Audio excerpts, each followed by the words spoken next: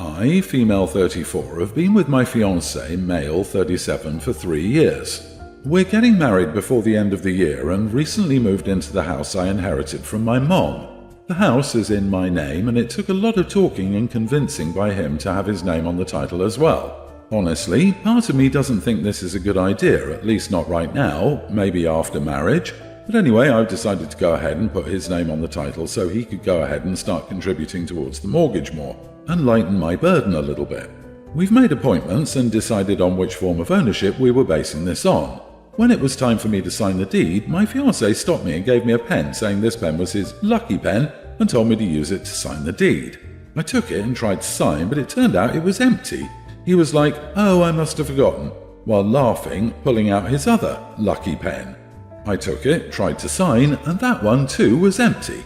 Honestly, seeing how he was laughing, I figured he was messing with me, but he swore he wasn't and pulled out another one of his lucky pens. I tried that one too, and it was empty. My fiancé started cackling, and I felt humiliated, especially with how the gentleman next to him was staring. I got angry and asked him what that was about, and he said it was a prank. I asked, "Really? Did you think this was a time for pranks?" He said, "It's alright, you can use a real pen now." I pushed the paper away and said, "You know what? Never mind, because I no longer want you on the deed."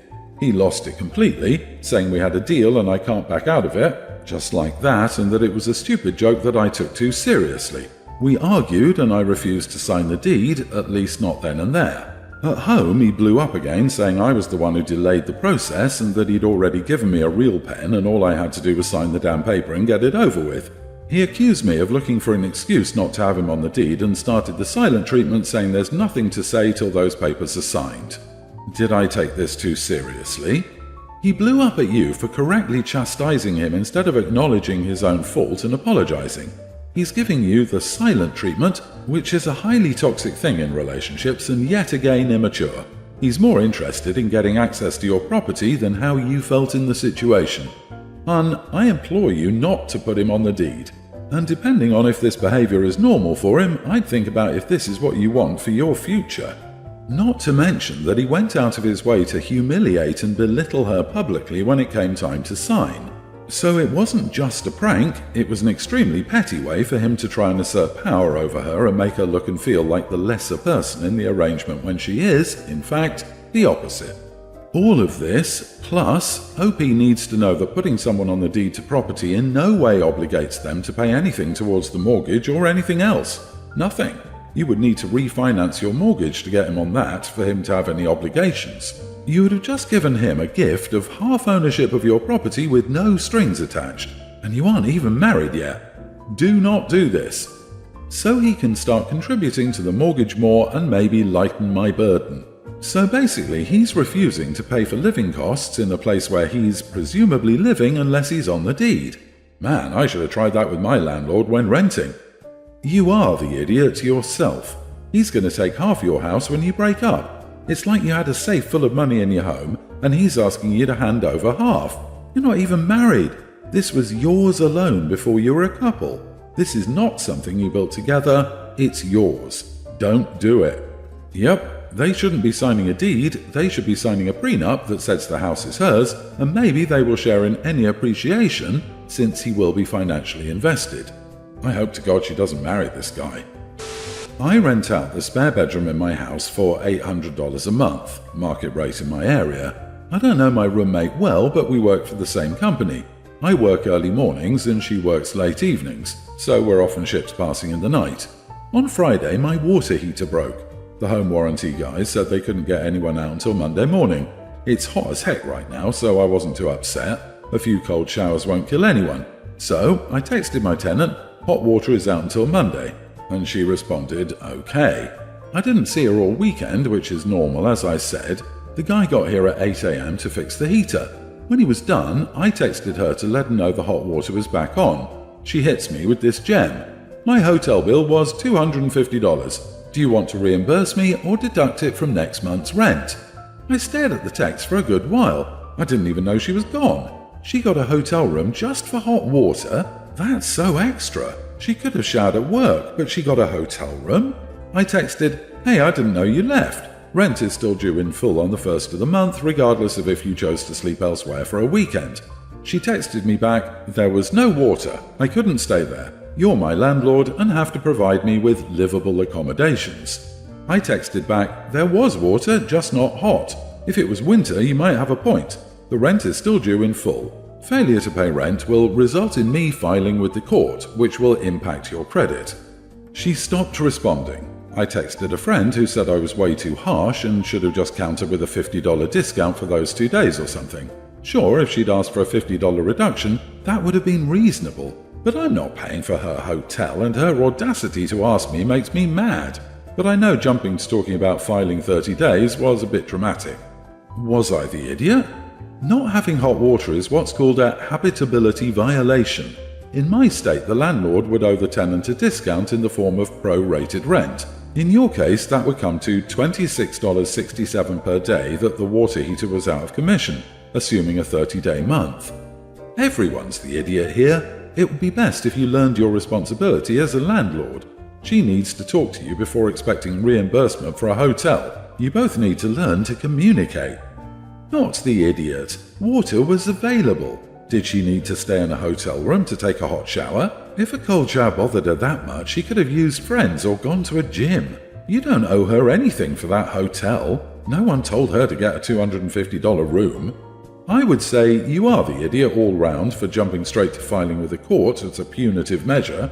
It's completely uncalled for not offering any reimbursement, which would have been reasonable, but mostly because you give off serious terrible landlord vibes, treating her as a cash cow, adhering strictly to the rules as a landlord, and not giving a real crap about her valid complaints about the lack of hot water. Everyone saying you are the idiot would be right if you didn't immediately take action to fix the issue. OP, you literally got it fixed as soon as possible. If the tenant had talked to you about the hotel, she would have a case, but she didn't. If something breaks, the landlord has to fix it. You did get it fixed, so you're in the clear. My fiance and I both had a discussion and agreed that we don't want my nephew at our wedding, which will be happening in 2 months. My nephew is out of control. He doesn't listen, can't sit still even for a minute, and is loud. My nephew even ruined my dress. I'm a fashion designer and made my wedding dress, and one day my sister came over uninvited with my nephew and niece. I invited them both in, but told them not to go into my office as I was working on something in there, my dress. My nephew went in and cut my dress with a pair of fabric scissors on purpose while I was in the kitchen getting them stacks, and my niece was playing with my daughter. My sister didn't even make him apologize and blamed it on me for leaving my scissor in the open in a room he wasn't even supposed to be in. There have been many times when my nephew was banned from events because of his behavior. My sister has a hard time even getting babysitters for him, and my nephew has even gotten suspended from school on multiple occasions. She still hasn't done anything about his behavior. When I told my sister, she freaked out, saying that if her son's not allowed to go, then she won't be going, and asked if I was banning our brother's son as well. Then she made a Facebook post about how I hate my nephew, and I'm not inviting him to my wedding over a dress, and complained to our mom. My mom agrees with my sister and says it's unfair for me to invite my niece, but not my nephew, and that I'm going to make my nephew feel like there's something wrong with him. My brother agrees with me and thinks it will make my sister think about actually doing something about her son's behavior rather than pretending there's nothing wrong. But I know how my nephew is, and I don't want his behavior to risk a day I worked so hard to plan. Am I the idiot here? Not the idiot, and given that your sister covered for your nephew, who is way too old to accidentally use scissors on other people's stuff, having her boycott in protest is fitting. Of course, she can make her choice, raise an undisciplined child or not, but you, hopefully, only get one wedding, and you don't need a wild kid messing it up, nor do you need this drama. I think you should accept your sister's offer not to attend. If my nephew walked into my room and used a scissor on something important, in my case it would be my books, I'd throw him out the door and ban him and his parents from ever coming over again until the kid had been taught how to behave. Does your sister think he's the next baby Jesus? Why is she letting him run rampant? This child has serious behavioral problems and needs immediate and comprehensive intervention. Without the proper support and treatment, his whole life will be so challenging. This would be my hill to die on personally. This isn't just about your wedding day. This is about your nephew's health and well-being. Your sister is being neglectful by willfully ignoring the severity of the situation. She's his mother. She knows. She doesn't want to admit it. It's selfish. I have 2 kids, Jake and Jamie. Jake is a male teen and big into the media I like is my entire personality and I'm better than you because I like those things, and has grown up to be very judgmental, cold and mean. We don't know how this happened, but his nasty attitude towards his little sister is the worst. Jamie is a younger female teen and is a very bubbly, friendly girl. She makes friends with everyone everywhere she goes and is also a mini trendsetter for her school. She started selling homemade scrunchies at school and it took off. Jake always makes fun of her for being vapid, girly, etc. So my husband talked to him about misogyny because we were both shocked at where that came from. We thought the issue was handled and he started to be nicer to Jamie. Until the last week of school, when Jamie returned from school having won an award for the scrunchie business, we were proud of her and had tacos, her favourite, for dinner. Mind you, we do the same if Jake did something like that. We love to celebrate their successes. Jake was cranky at dinner and interrupted the conversation to discuss his video game accomplishments. We were all very polite and listened and congratulated him. Then he just looked at his sister and said, "And I did that by myself without having to make everyone else hear about it all the time and dressing up like a pick-me to get everyone's attention." I just looked at my husband, then Jake, and said, "Being a nerd doesn't make you superior to anyone in this family, Jake. You can like video games and still be nice to your family, especially your little sister.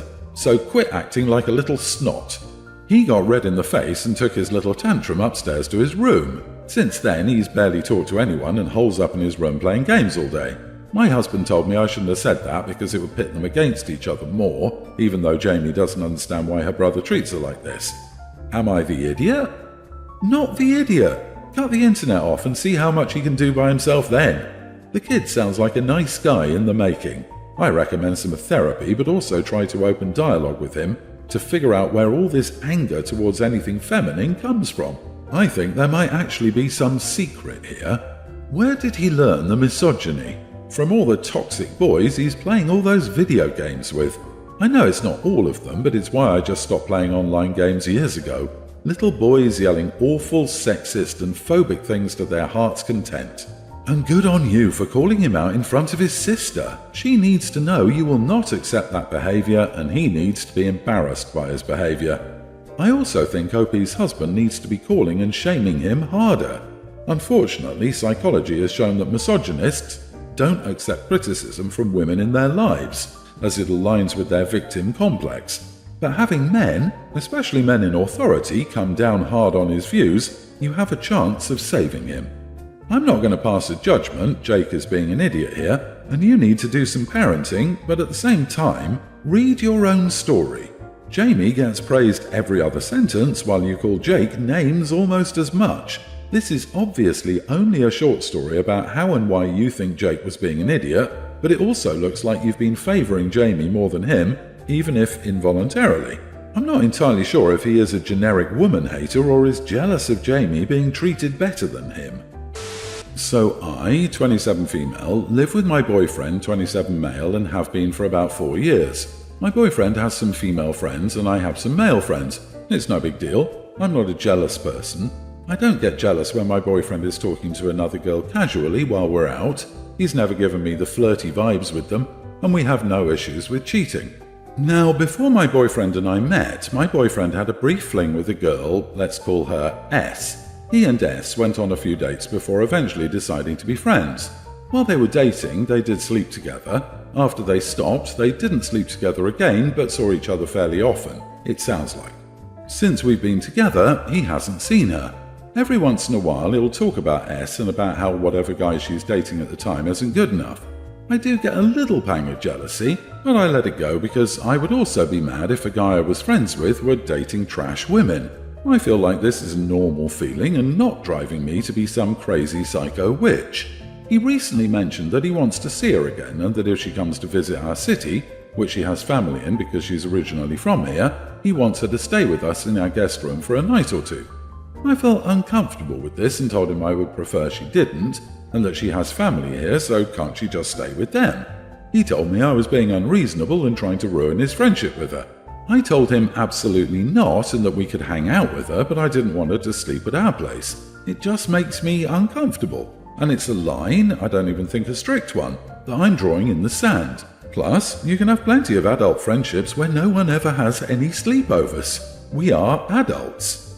Honestly, it is really troubling to me that he won't just accept my boundary, which I find to be not strict at all. Since this conversation, he's teased me about being jealous and unreasonable, but I won't budge. I really don't want to ruin his friendship. I just don't feel comfortable having this girl that he talks about how pretty she is and that he previously slept with stays in our house, especially when she doesn't need to. Also, it's not like she is a big active part of his life. Am I the idiot? Not the idiot. Red flags are everywhere with this one. That is an understandable boundary, and if he can't understand it's just as much your home as his, maybe it's time to have a serious conversation.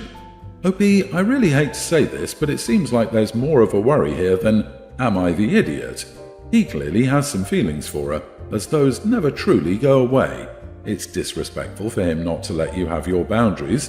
If she had nowhere to stay, I could understand him trying to make you change your mind, but she has family in the area. If this is his hill to die on, you know where his priorities are. And it's with having his ex, whom he still talks about with his own sense of jealousy, stay in your home. You asked why she wouldn't just stay with her family, and he responded that you are ruining his friendship. No, you're ruining his chance to somehow sneak a quickie with her. Sorry, honey, this is a tough pill to swallow, but your boyfriend is trying to get his ex so that they can have a little something maybe when you're out or sleeping. And he's gaslighting you to accept that it's okay when it isn't. It's not okay at all. Start making plans for your exit. It may not happen, but it seems pretty likely.